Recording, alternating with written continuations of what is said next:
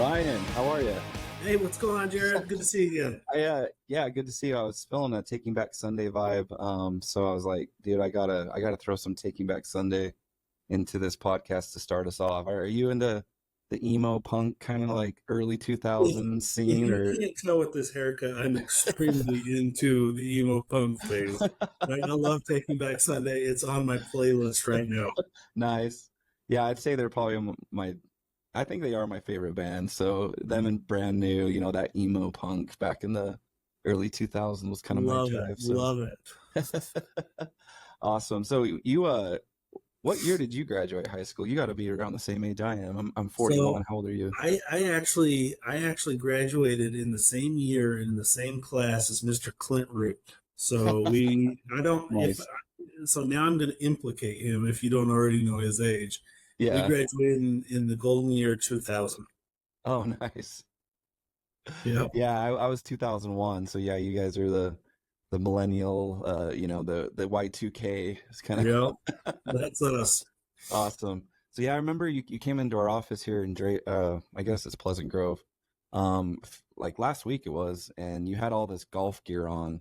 I'm an avid golfer. I probably golf 2 or 3 times a week. So I think you were playing with our marketing guy, Dan, right? Did you play with Dan Van Sweden last No, week? Oh, Dan okay. has not taken me out yet, and I'm pretty upset about it because I've been wanting to take some money from Dan. He, I peg Dan as kind of being like a long drive guy, but he claims that he puts too much muscle into it, and he hooks everything.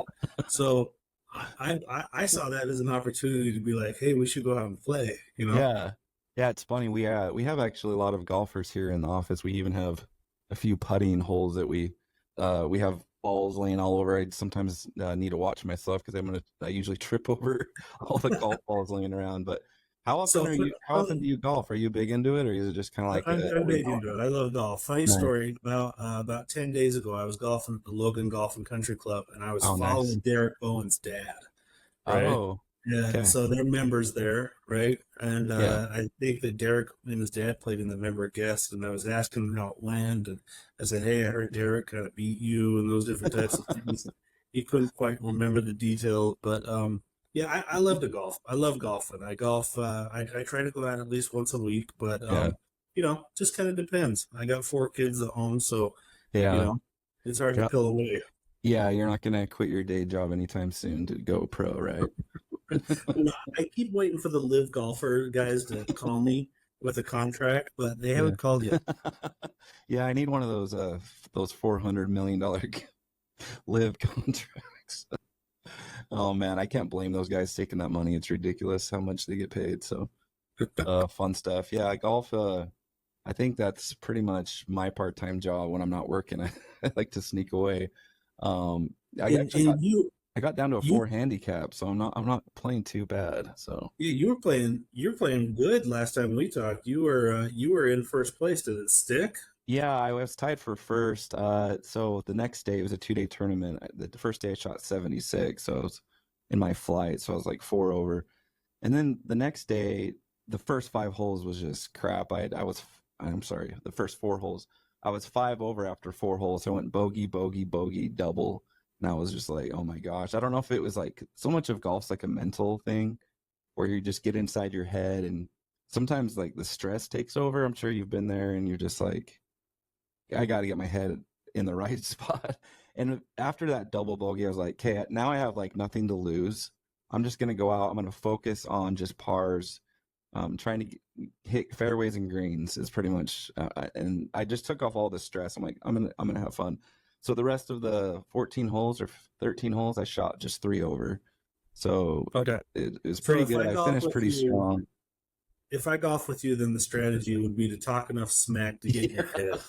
Yeah. Yeah, stand behind my back, in my backswing. I want you to like chirp or try to do some woos or clapping. Yeah, so I can right during my backswing. That would be perfect. So Jared, I'm the type of guy that I've got my sticks in my trunk at any given time. They're always in the back, right? yeah, They never come yeah, out. let's do it. I love it. So yeah, we'll have to go play, and I know Dan and Derek would love to go. So yeah, I am super excited to have you on. I know you were in the office the other day. I met you for a little bit, and Clint was like, Ryan is the man. He is the guy to go to for any financial advising strategy. You let's talk a little about your background, your experience, maybe some qualifications, and kind of go on a little bit about how you got into the financial world. You bet. So I took a unique path, if I'm being totally honest, right? So my background in education is I got a bachelor's degree in business information systems and e-commerce, and I wanted to be an e-commerce web developer, right? My first job out of Cool. college was that, and I hated it. I hated programming. That eventually led me into corporate IT leadership roles, and I had a great run at that. I worked for some of the world's largest companies, like the world's largest private label cheese, cream cheese, and yogurt manufacturing company that does cheese for Walmart, McDonald's, Burger King, Subway. I have an extensive cheese knowledge that has earned me nothing in my life. Uh, Cheesehead, yeah. yeah, I then transitioned to Foot Locker corporate, and I managed 3,500 stores, all the technical stuff that happened at 3,500 stores worldwide. That afforded me an opportunity to work for Kohl's department stores at their corporate headquarters in Milwaukee, and I Wow. managed all of the infrastructure teams, so compute, storage, network, database, the data centers themselves, all the in-store technologies. Then I got recruited by Amazon, and they moved me back to Utah. Oh, Um, when I was at Amazon, I had a massive team, and we supported all of the fulfillment center buildings first on the West Coast, then in the Southeast states. Then I had an opportunity to do everything below the border, so Mexico, Brazil, because I speak Spanish and Portuguese, nice. and then and that was kind of my journey, and I had a great run in the corporate world in the leadership space. They paid for my MBA along the way, but Wow. I found myself kind of like less than fulfilled, Yeah. and I'd been working with a financial advisor for it's probably the better part of 2 decades at this point, and I've always had this itch to scratch, and I think that it's a very underserved community to be Mhm. able to, like, financial acumen is just not taught in schools, right? And people don't know what to do, and so I had a bunch of people that were constantly coming to me for financial advice because they knew that I was in the stock market, and they knew that I was investing, and they knew that I'd figured some of those things out for myself, and they wanted me to maybe pass along that information. So I decided to do it full time, right? Oh, So I cool. worked for Northwestern Mutual, and I got into this space, and man, I've been learning a lot about how to structure things more than I knew before getting into it. But my interest and background is really I want to pay that forward, right, and try to help other people with financial acumen that I've learned along the way. Nice. I love that. Yeah, I mean, all the experience that you just went over, it's crazy. You're in the business world, so you know kind of all the different aspects of how to run a successful business, working with Amazon especially, right?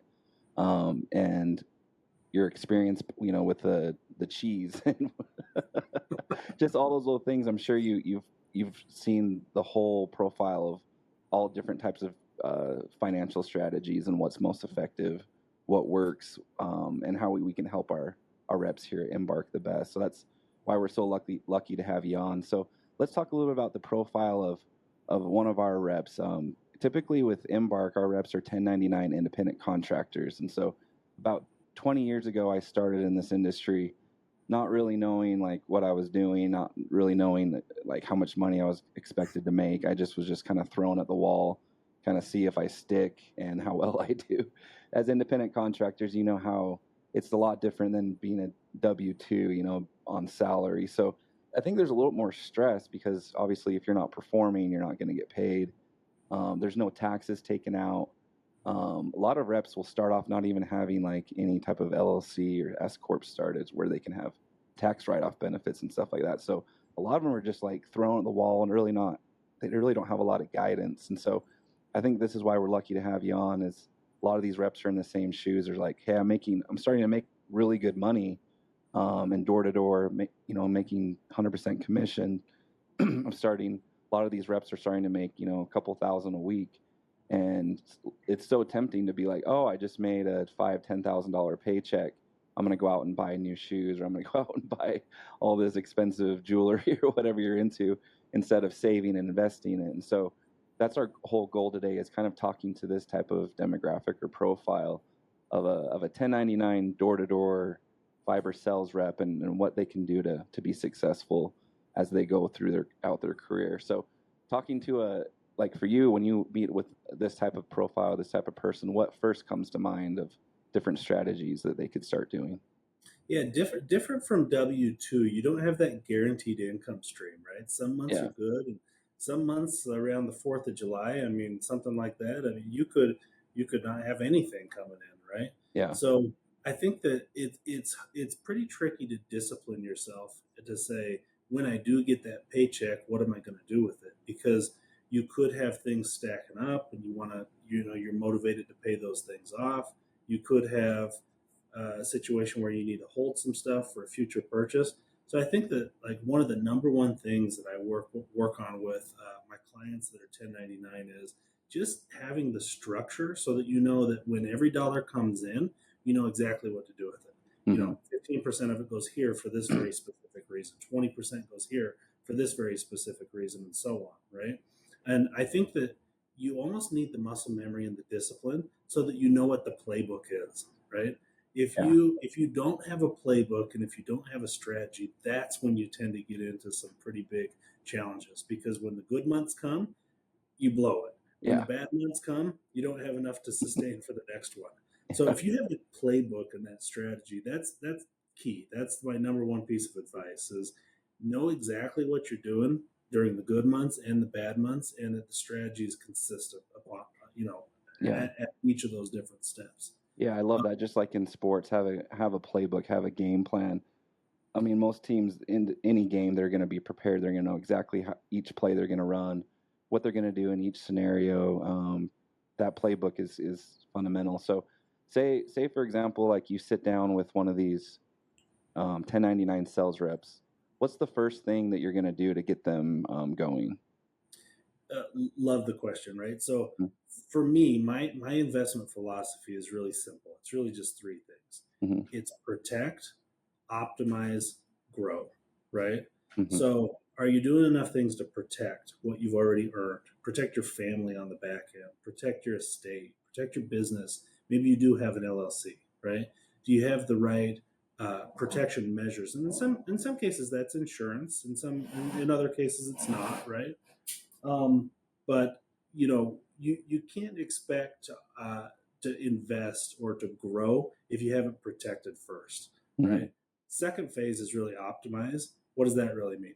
Like, optimization comes from having the discipline and the muscle memory to know exactly what you're doing at any point in time. So using the analogy that you just provide, Jared, like, Hmm. you're a football team and you're playing defensive line, Hmm. and they do this triple quarterback switch thing and they're throwing the ball back. Like, you don't necessarily have a playbook for that. Yeah. So with 1099 reps, sometimes what happens is, you know, you just have a bad streak of luck for a period of time, and you haven't had any money coming in, right? You don't know that they're going to run that play, Yeah. right? That's just an odd play that you don't have a playbook for. But if you have the muscle memory and the consistency of going back to it and figuring it out, that's really how you have good optimized strategy. I love it. Then you start to think about grow. Like, how can I grow this wealth, and how can I Hmm. reinvest in my business? Those different types of things. I often find that people get those steps mixed up, right? They go, "Hey, I heard about this GameStop thing or whatever, and I need to make a huge investment, be really opportunistic on timing and putting my money Yeah. into this thing." But they don't have their protection in place, and they don't have their optimization in place. So what Hmm. ends up happening is it's just a Las Vegas gamble at that point, right? Yeah. Now, You need a safety net. Yep. there's great investments that you can get in and time them correctly. But what I tend to help with folks that are in the 1099 space is to not necessarily invest like an amateur, but to figure out how to develop that consistent playbook to make sure that it's muscle memory.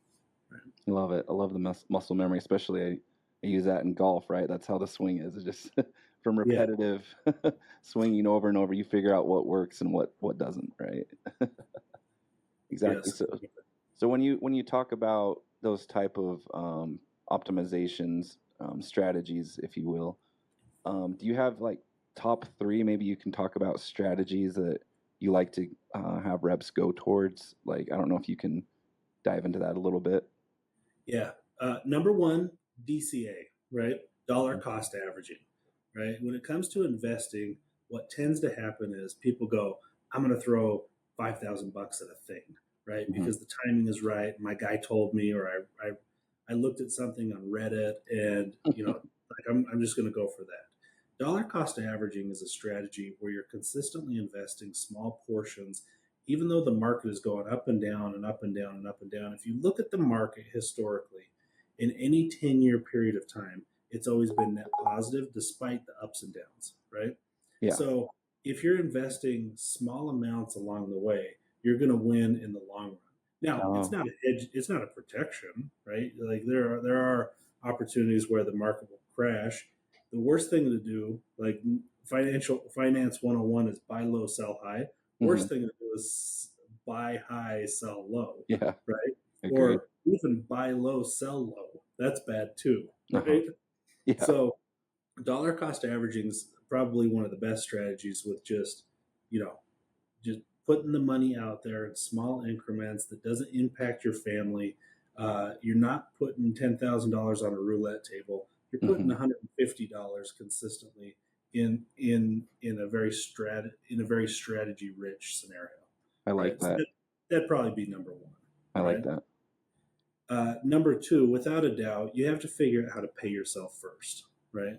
So there's a book that I really like, Richest Man in Babylon. If you haven't listened to it, you I should just haven't. and listen. But the whole concept is about paying yourself first. And if you can take between 10 and 20%, I'll typically advise my clients 20%, right? If you can take 20% of your income and put it towards your future self, and that could be a lot of different things. Yeah. Putting it towards your future self means a lot of different things to a lot of different people, and it should.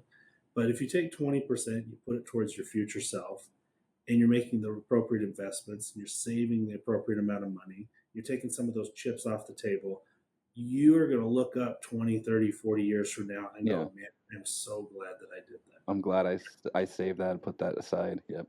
Yeah, so glad I did that. So you say And the 20% is kind of like the sweet spot. the 20% is going to give you the maximum guaranteed success once you're ready to hang up your sneakers, right? Okay. And actually start to dance into the sunlight. 20% is going to be the optimal, way to do it. Now, I've seen people do way, way more, Hmm. and I've seen people do way, way less and still be successful. But if you kind of get it in your head that 20% is my target that I need to pay myself for, then that's typically the optimal situation. I love that. 20%. Okay. Yeah, I've been told 20% is the sweet spot before too, so it must be true with the second witness, right?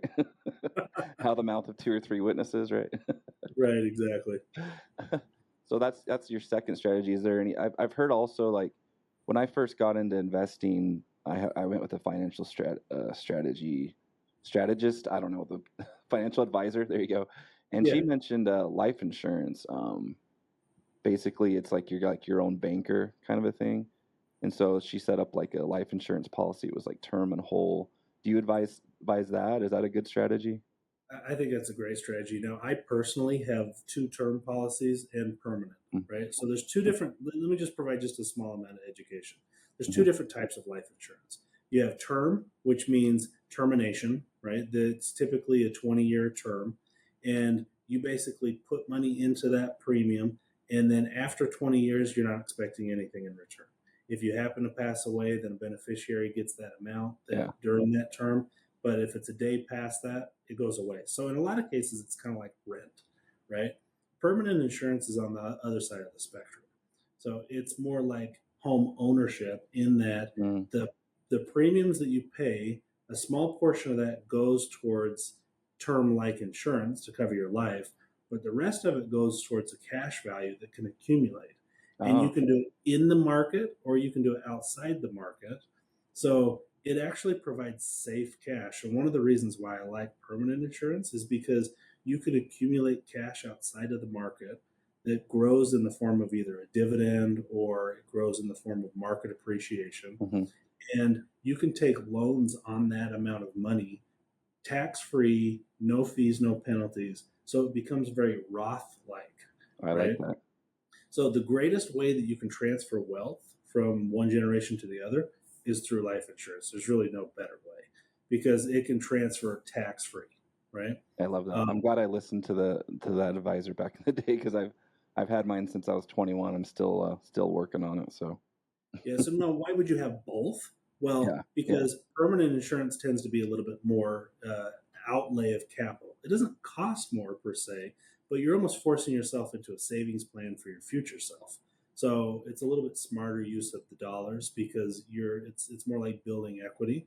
So I have both, right? And why do I have both? Well, I need a certain amount of death benefit for my family so that they can be successful. Heaven forbid I passed away. I'm the primary breadwinner in my family. I yeah. have, like I mentioned before, I have 4 kids, so Love it. I'm sustaining 6 people. If I were to pass away, my family needs a big chunk of money right now during my working years so that they can invest it in the market to replace my income. Hmm. But for me and my wife, I have permanent insurance so that I can start to accumulate some money outside the market, which gives me the ability to stay more aggressive in the things that I have in the market. I don't need to slow down because I have safe cash over here that can weather a storm. So, say I retire and you have a 2008 or a 2020 type of scenario where the market crashes. The worst thing to do would be pull money from my 401k or my retirement savings because of what we just talked about, right?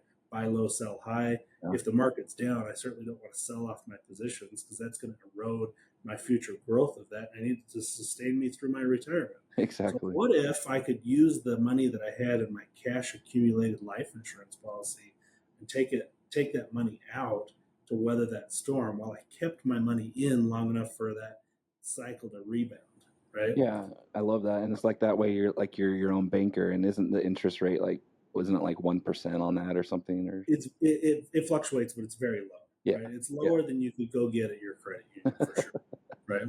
Yeah, I love that. So it's like, okay, that's kind of being smart with your money, right? Like there's way of, like in other podcasts you talk about good debt, bad debt, but if there are those type of, good debt scenarios and you have that extra cash flow and you can use that to take out a loan for whatever you need that's going to be good debt, I think that'd be a smart strategy, wouldn't you say? It's now it's not right for everybody, right? So financial planning really is unique and individual to you and your specific situation, right? Hmm. For me, this is what I structured based off of the scenario that I outlaid that, you know, worked in corporate America, I have 4 kids, those different types of things. Yeah. Now, what if you have somebody that's like in their young 20s and they're single, right? That's a little bit harder pill to swallow to say, like, oh, hey, do I really need life insurance? Because I wouldn't even know who to leave it to, Yeah. right? So Right. it's kind of unique for everybody's different scenario. But I would say, even if you're single, there are some good ways to look at permanent life insurance and to accumulate that cash. You're going to be grateful that you did it later because of the effects of compound interest over time. You know, you Yeah. might not necessarily have a death benefit beneficiary, but you have to think about it a little bit different. I'm not doing it for the death benefit. That's why I would buy term. Yeah. Right? I would buy term for the death benefit. I would buy permanent for my future self. Right. Yeah. I love how you can build cash value and get a little nest egg for retirement as well if you save it. Now, um, so for 1099 folks, that's a really important point because I'm not exactly contributing to a 401k every single month. I'm not getting a dollar for dollar match like my W 2 employee friends are, right? yeah. Yeah. Of course. So, how can I think about it a little bit different to save some money for myself for the future that's not necessarily a traditional 401k model like my W 2 friends, you know? Yeah. It is stressful when you're like, oh, all my W-2 buddies got this sweet 401k in their business. The company they work for are matching it up to a certain percentage, and I just have pretty much just my savings account. So just knowing that that's out there and available is a good replacement, I think. Any other investment strategies besides the ones we just mentioned that are good for a 1099 rep? So for a 1099 rep, it's really important that you think about taxes just a little bit different because different from your W 2 friends, they're going to escrow or effectively take withholdings out, you Hmm. know, and put them on the sideline so that you don't have that big tax bill at the end of the year. If you're variable and if you have variable income and you have high aspirations and you're growing your business, it's super, super easy to look up in September, October and go, oh crap, like my year got better, which is a good thing, but now I have a huge tax burden. Because the Yeah. biggest erosion on your wealth is going to be paying it to the IRS, right? If you Yep. don't do it efficiently and very structured. So when I work with clients, we have a lot of different strategies that we incorporate depending on your particular tax situation. One of those is tax loss harvesting, where if you have a brokerage account and you have some gains in that brokerage account, at the end of the year, before the end of the year, we might actually sell off those gains, right? Oh, So that okay. we don't have, or sell off some of the losses so that we don't have as big of a taxable burden heading into the new year.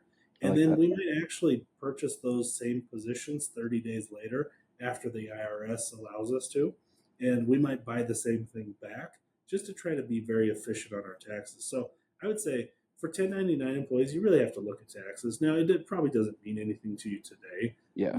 Like it's tough to think about it in terms of like today's dollars. I want to spend that. I want to go buy those sneakers or whatever the case Yeah. is. Yeah. But when you get into that next year, if you're not lean and efficient on it, then you're just giving the government a tip. Now, I believe very much in like tipping waiters and waitresses. I don't necessarily believe in tipping the government more than I owe them. Right? No, I agreed.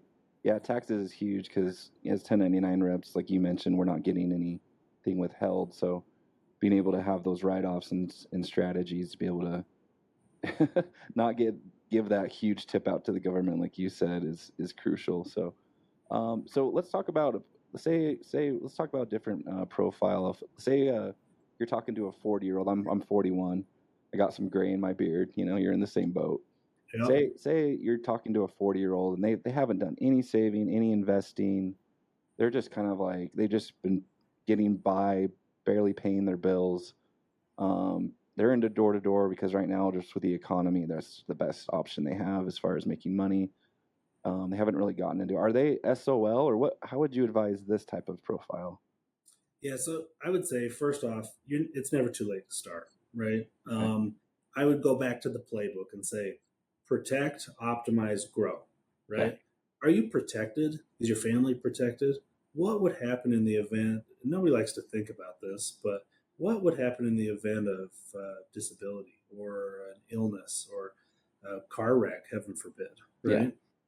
What would happen if you were to pass away, right? Is Hmm. is that wealth protected? That's kind of first, right?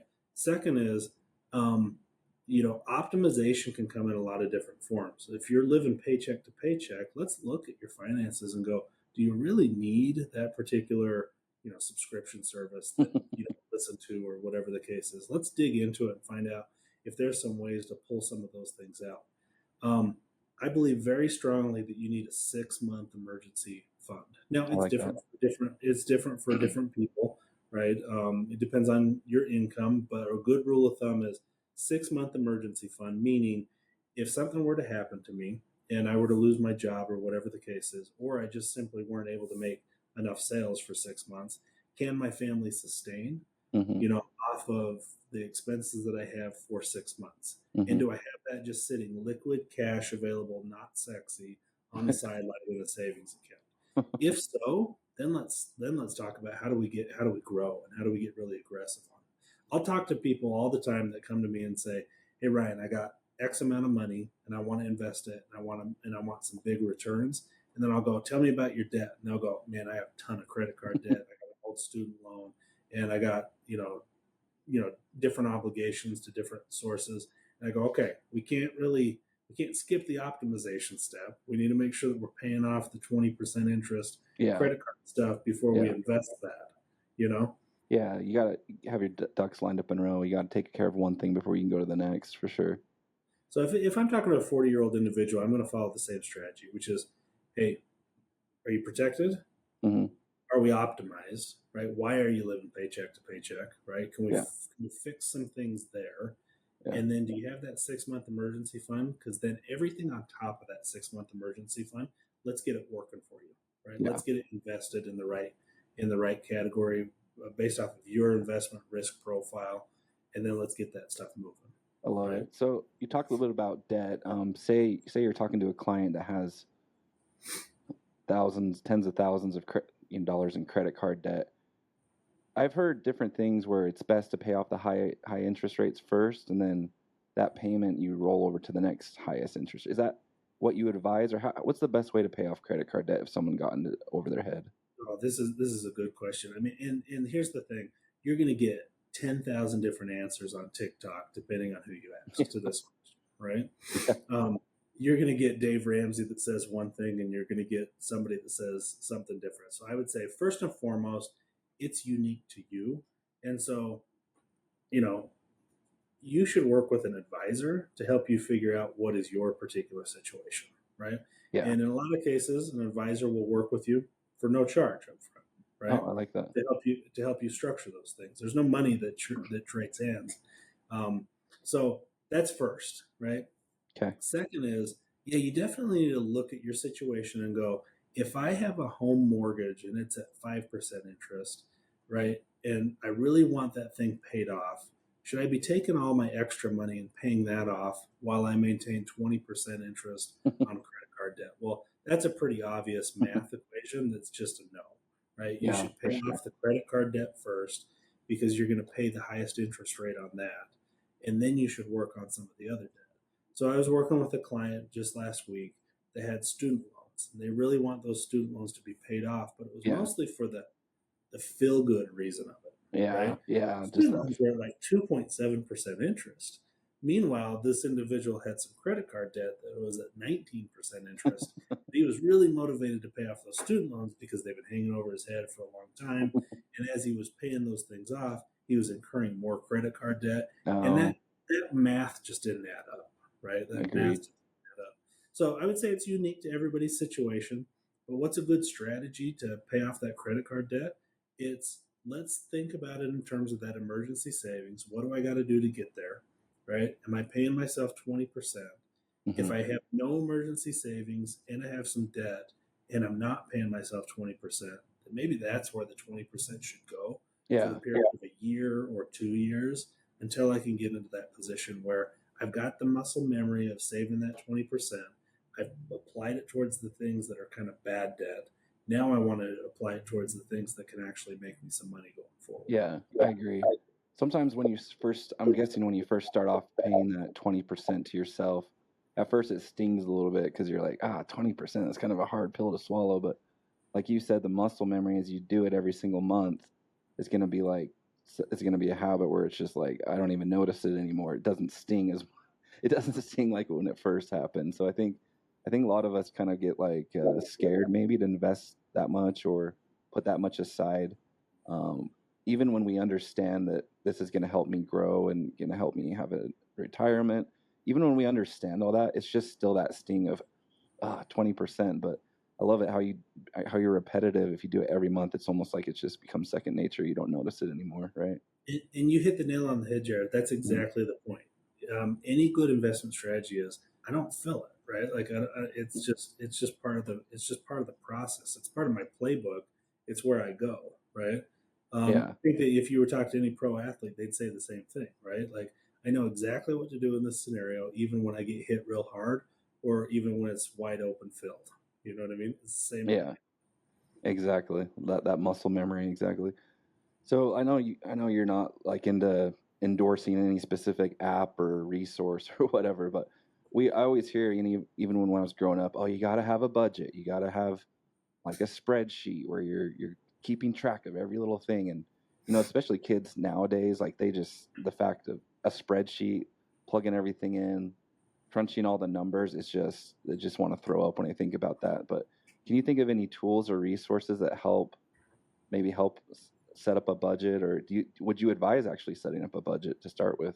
So I would advise setting up a budget in nearly all scenarios, right? Okay. Now, what is a budget? I don't think a budget is like balancing the checkbook like grandma used to do, right? Where every Yeah. expense you said, okay, I went to the bread store, bought a loaf. I need to write it in the back of the ledger, right? So Yeah. budgeting is not that to me. Budgeting is having a holistic view of where your money's going and why it's going to certain locations, and then taking a self evaluation to say, is that really the right location that it should go to? Um, I was talking to a client a couple of weeks ago. They actually spend a significant amount of their income on DoorDash, right? DoorDash. They don't like to cook. They got into the habit through COVID of just having food delivered. When we started to peel back the onion layers, we found that it was between $2,000 and $3,000 every single month that they were doing this. They didn't Wow. know. They didn't know, right? They And it's knew like, that they were spending a yeah, lot of money on DoorDash, don't get me wrong. But they didn't realize what portion of their income they were putting towards that. And that was a really easy optimization type of thing that they just got into a bad habit that kind of persisted, right? So in my idea of budgeting is this, it's okay, what percentage of my income is going towards my housing? What percentage generally is going towards my car? What percentage do I want to allocate towards those fun things like, getting that new pair of sneakers, or I really want a new putter, right? Like yeah, I'm yeah, in the yeah, market for a new putter, right? yeah, yeah, Um, and so like you want to do some fun things. Don't get me wrong. It's not about like cutting out the things that life is meant to be lived, right? But you have a good understanding of, okay, subscriptions is this, and that's very intentional. You get into a lot of trouble when you don't have a good understanding of what that holistic view looks like. So to your question about, are there tools, resources? Yeah, hmm absolutely. There's a bunch of free ones, right? Like I'm not going to endorse any one specifically, but I'm going to say, even if your credit union has a way for you to pull all those things in aggregate and see them in a holistic view, you wouldn't go to the doctor and just say, hey, I got this thing and it's just bugging me or whatever, without giving them kind of the rest of the story to say, I do have a background of diabetes. I do have a background of, you know, this particular medication that I've been taking, because the doctor's just going to be looking at that specific one scenario and trying to make a diagnosis off of yeah, that. But why do you do it with your finances, right? You want to see everything in aggregate, in totality, and there's a lot of ways to do that. We actually, through Northwestern Mutual, offer a free service where I could give you that to anybody who is interested, and you can actually pull all those different accounts and see them all in aggregate. And oh, that's that'd be cool. Yeah, it's like a single pane of glass. You can see it all from a bird's eye view of what you're spending. yeah, It's funny because I have, I'm not trying to endorse this, but Rocket Mortgage app, I got swindled into it when I was doing my flipping through an Instagram, and it's like $10 a month. You can see all your like subscriptions and stuff. And I just like, hey, let's try it out. I think I did like a 3-day trial, and I realized I had like 5 different like I think it was Net, Netflix subscriptions. I had no idea. I think I had a couple Disney Plus ones, and I was spending $100 a month on duplicate subscriptions, and I was like, ah. So those single pane of glass apps are definitely helpful. If you guys all have your own that you offer that's free, that would be huge. yeah. So yeah, love that. So I've heard a lot of people getting into a different strategy that we haven't really talked about of stocks and bonds. Like I don't know if that's like the high risk reward kind of a thing, but as far as like 1099, do you recommend that that's kind of like a last type of investment strategy that you would focus on, or do you think that's something that everyone should look into?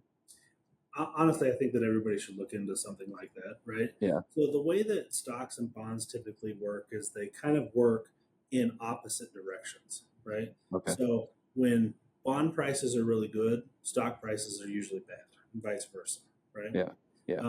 It's based off of interest rate, right? So when high interest rate period of time, you can see different assets perform in different ways. Bonds tend to be more safe, and so a good allocation for somebody that's young, ambitious, and growing would be really high stocks or equities and really, really low bonds. And as you age, that kind of starts to counterbalance. And Oh, if you're okay. really close to retirement, we're going to say you should really consider bonds because you need preservation of the capital that you put in, and you don't necessarily want to lose that money. You can't be as aggressive or as risky, right? So, typically for like a 20-year-old that's doing well with big ambitions, we're going to go hmm 98%, 2%, right? Oh, okay. And then for somebody that's 65 and ready to retire and not going to have any additional income, then you're looking at like 80% bonds, 20% equities, right? Oh, So okay. I mean, it can swing totally. Now, if you have safe cash on the sideline, you can hmm stay more aggressive in equities for a longer period of time, right? Because you have hmm safe cash to weather the storm. So that's what we were talking about through permanent life insurance. If I had cash on the sideline, if the market tanked, I have enough cash to pay myself that 20% or whatever. Maybe I have to pay myself 100% if I'm fully retired through hmm that safe cash, and I can stay, say, 98. it's a hypothetical number. It's Yeah. specific to everybody's unique situation, right? But I can stay high in the equities to give enough time for that to rebound, right? Yeah. So I think that there's no good time to start. Now there's different types of ways to do it. There's retirement ways to do it where it's tax deferred. There's Roth-like ways to actually do stocks and bonds to where you've already paid the taxes on them and you don't have to pay the taxes again. But then there's also just brokerage accounts, right? Like Yeah. you got to be real smart with brokerage accounts. We look at it to have a fully diversified portfolio. Sometimes people will come to me and say, I've got a really good financial plan. I'm in Amazon and Google and Microsoft, Nvidia, and all these things that are really doing well. But those are all tech stocks in a single segment in the market. You don't have good diversification in international emerging markets or bonds or cash-like equivalents. You don't have things like small market, mid market, small cap, mid cap, large cap stocks. It's all large cap tech sector, very narrow and specific. And sometimes people just don't realize that, right? Yeah.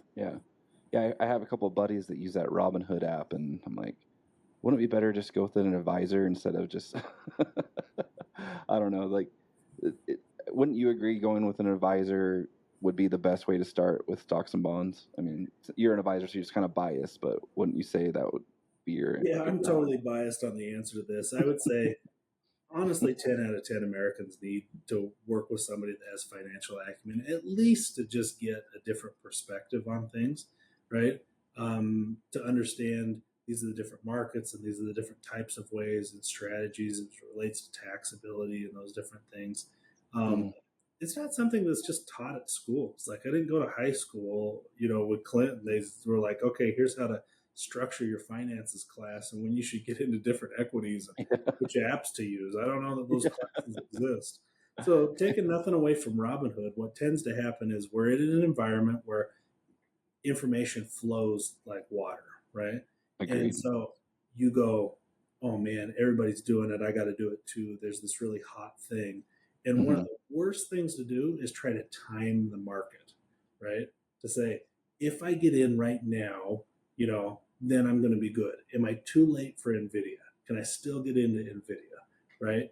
Because you're just looking at just that little skin tag on your arm. You're not taking into consideration any of your medical health history, right? You're not looking at it holistically. You're just looking at that one little thing. You know what I mean? Yeah, you're not looking at all the different variables. So right. Exactly.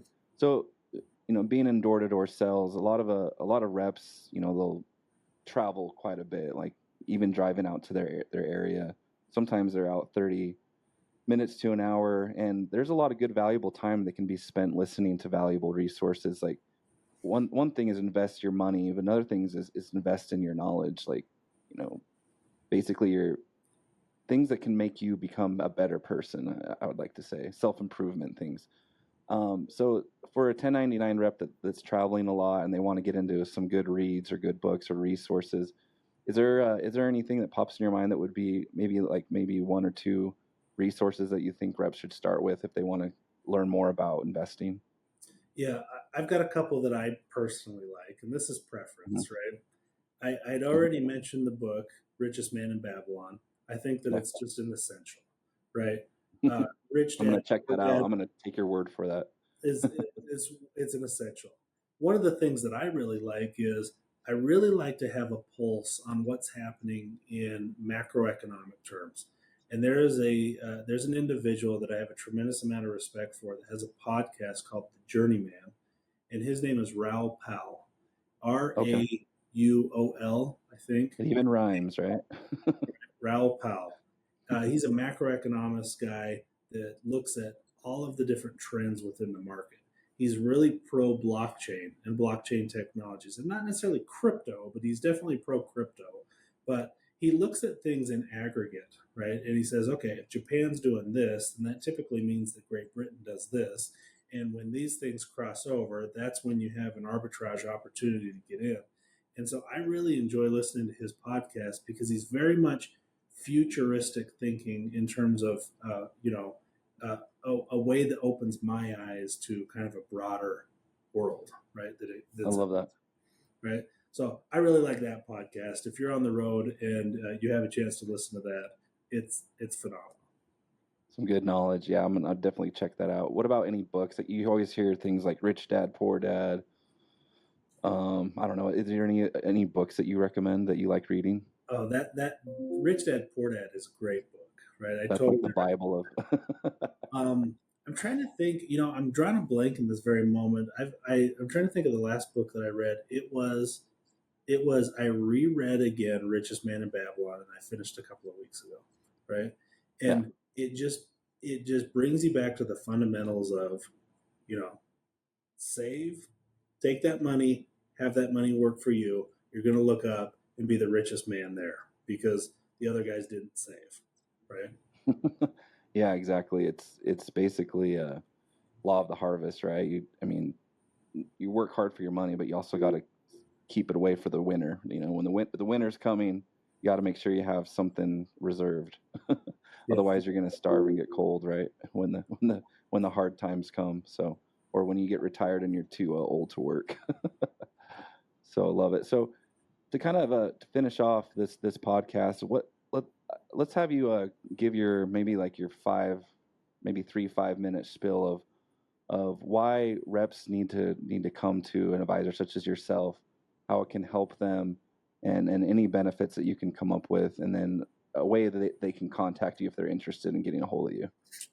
Yeah. So here's my pitch. I don't have one, Mm-hmm. right? My pitch is this.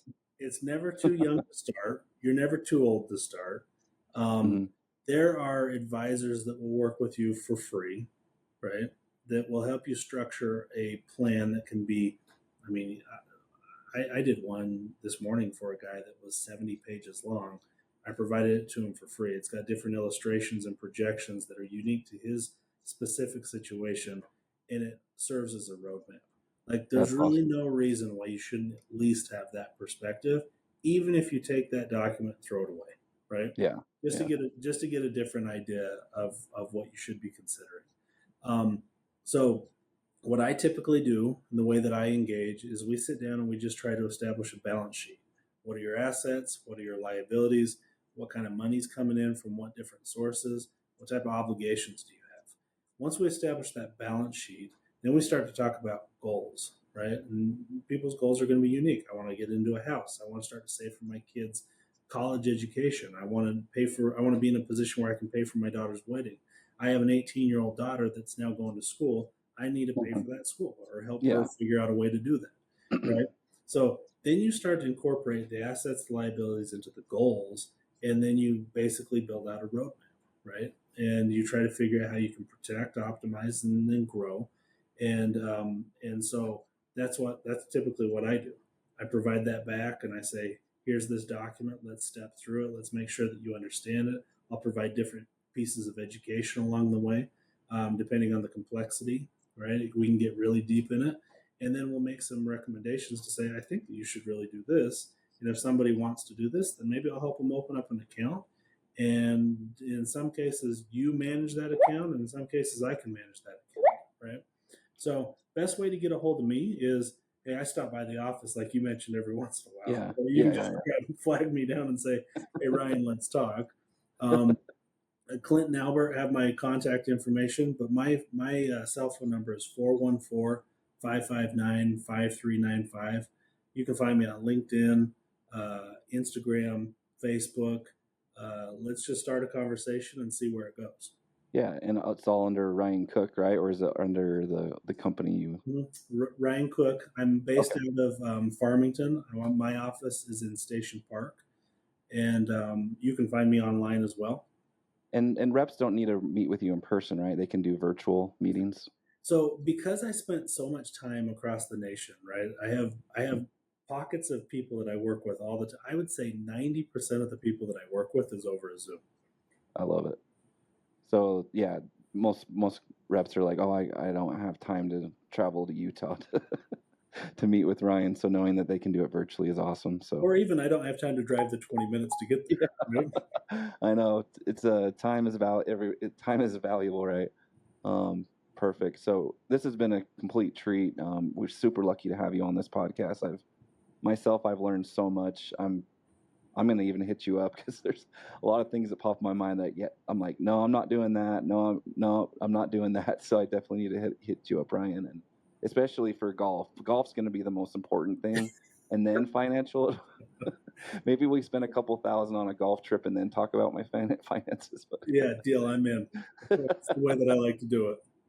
love it. Well, let's finish this off with some Taking Back Sunday. And Ryan, again, it was a pleasure having you on today. So Yeah, thank you so much, Jared. all right, thanks.